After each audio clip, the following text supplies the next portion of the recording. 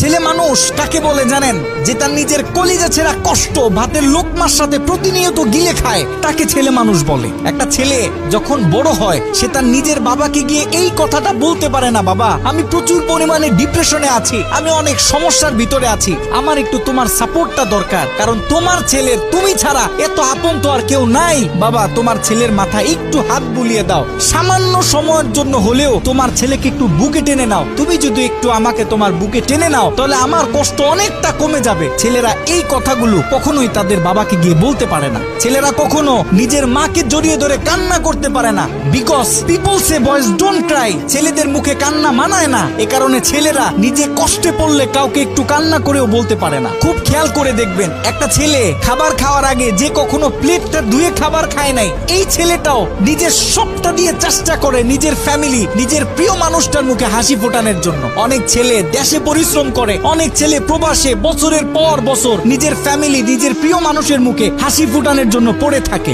দিন শেষে ছেলেদের মুখে হাসি ফোটানোর মতো কাউকে পাওয়া যায় না। আমি মনে করি boys are the best actor in the world. এই পৃথিবীতে ছেলেরা হচ্ছে সব থেকে বড় অভিনেতা, কারণ ছেলেরা নিজেদের বুকে হাজারো লক্ষ কষ্ট পুঁতে রেখেও মুখে হাসি নিয়ে চলে, কারণ সে জানে আজকে আমি যদি ভেঙে পড়ি তাহলে আমার পুরো ফ্যামিলিটা অস্তিত্বহীন হয়ে যাবে।